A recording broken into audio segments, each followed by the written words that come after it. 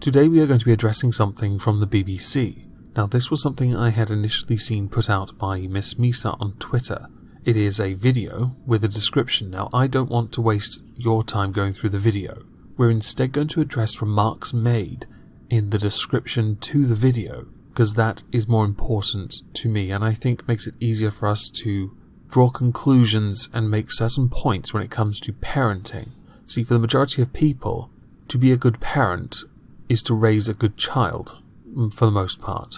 Let's face it, you can be a good parent and your child can still be a massive tosser. But, typically with a decent foundation, a solid framework to raise a child within, one where you're not economically challenged, one where you are not struggling in some way and it is obvious and apparent to your child, which could then of course lead to inevitable negatives within that child's development.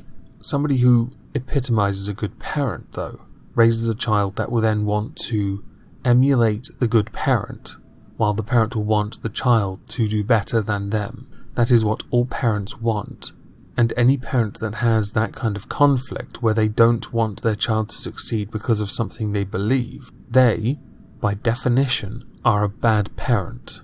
At no point in your life should you ever feel conflicted to such a degree that it is okay for you to consider possibly holding your child back from achieving anything, succeeding in any way, because as a parent, you would want your child to succeed. On a grander scheme of things, it's like people who think we should care about the entire planet rather than simply putting your country first.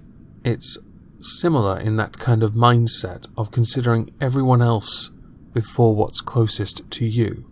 The difference being a much needed blood connection, which is very important regardless. Now the reason I mention all of this is because of that very BBC video and synopsis, where it raises a concern with regards to raising a child and being a feminist, and whether or not feminism affects the mother-son bond. Now we have heard the extreme cases. The extreme story, the most notable one being a mother who took her son into a bathroom at a fast food restaurant to then attempt to remove his genitals because she wanted a girl, and apparently you get a girl by cutting a dick off. Now we all know the secret. I'm sure we all feel incredibly enlightened. Those extreme cases, of course, do not exemplify feminism in its natural form. Let's go with that. Natural habitat? And I would argue the majority of feminists do not have a negative outlook on how their son should or would, shall or will succeed in life. They, of course, any good parent would want that, and for that reason, regardless of whether or not they are a feminist, can be put to the side. It's those, though, that are put in a conflicting position, where they are unsure. See, for me, my view is quite simple. It doesn't matter what religion you believe in. It doesn't matter where your politics align. The moment you are a parent, or become one, regardless of whether or not you have a boy or a girl, or a zer, your life ends. Because your life is now devoted to them. They are dependent on you. They need you for absolutely every aspect of their existence, and they unconditionally trust you to do what is best for them. So when you cross that line, and you start to wonder whether or not you can have either a good relationship with your son, or whether or not you can raise your son to be a good feminist, and wonder whether or not you want your son to succeed because, of course, feminism's end goal is to elevate women, one has to wonder and question whether or not you are a good parent or have the potential to be a good parent. I, for the most part, when you start to question yourself in such a way, say no, I stand by this for anything, any belief system, because the child always comes first. So now I want to quickly read through what it is this says, this synopsis, so as to paint the best picture for you. I will of course link this below for anyone that is interested in listening to what is said in the 23-minute clip. Why has feminism affected the mother and son bond? You're a feminist. You're pregnant.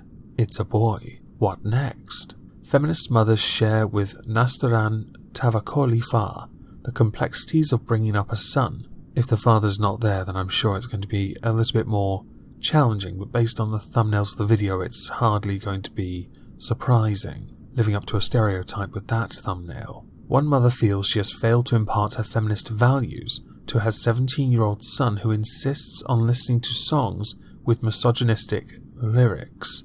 Songs that are perceived to be misogynistic, or perhaps you should have done a better job stopping him from listening to music like that when he was younger. As he is now 17 and therefore legally independent, he can do, think, say whatever he wants. Being a parent means you have to be a bit more authoritative, is that the word? On things you don't like. There are some parents who go so far as to snap iPads, or just take them away. I personally, if I'm ever in the position of being a father, I'm not going to stop them listening to any music they want. Couldn't care less. Death to all but metal. Another mother confesses that she is conflicted. On the one hand, she thinks men have had their turn at the top of society, and now they should keep quiet. On the other hand, she wants her 15-year-old son to be heard. You're not conflicted. You're very much a feminist. So much so that realistically you don't want your son to succeed. I would imagine you're the kind of mother that when your son gets to the top or whichever ladder he climbs, you'll then find a way to tear him down rather than praise him for his accomplishments.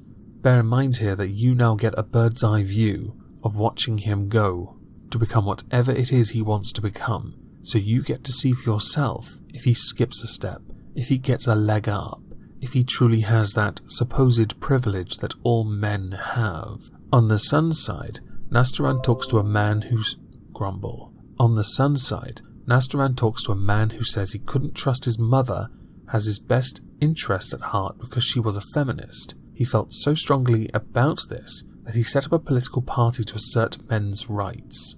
Well, that's quite interesting, and I'd certainly like to learn more about which rights he believes are being deprived for men, and we all know which ones they are, by the way. I would just like to hear it from his perspective, to get a better understanding of why he believes feminism is a negative within his family. And I'm sure through his anecdotal evidence, he could certainly attest to instances where she has in fact put feminism before her child. And I think this raises wonderful questions about benefits and cons, of course, the pros and cons essentially, to feminism within different waves.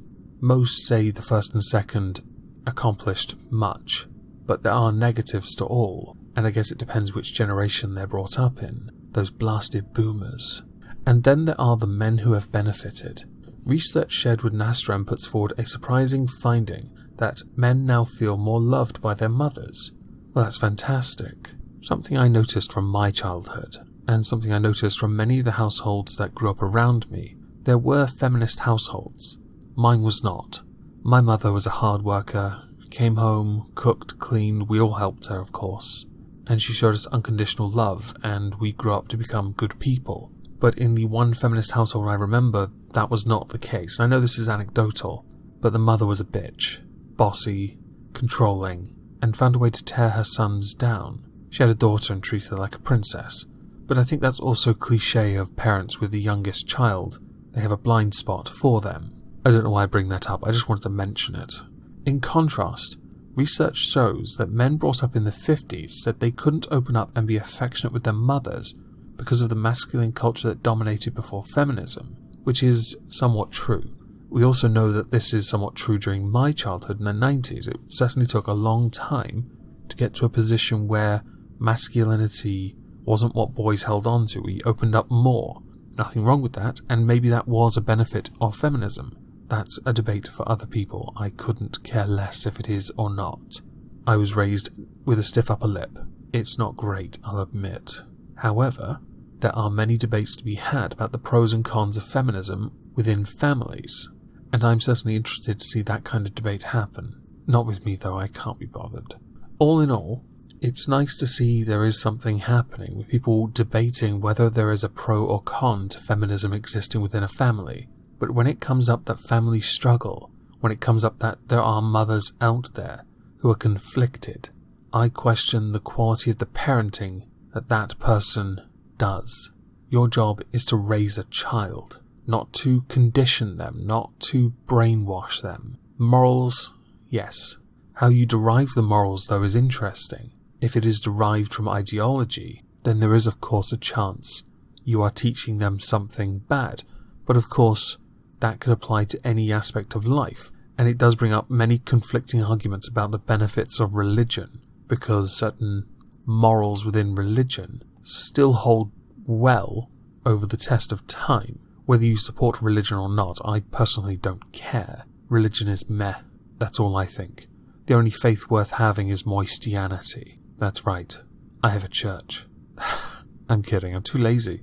Anyway, this is not the typical article dissection I do. I just wanted to test something out, see if I could just air an opinion on something. So I hope everyone has a lovely Monday, and thank you all for listening. Oh, goddowns. In your arse. Imagine my shock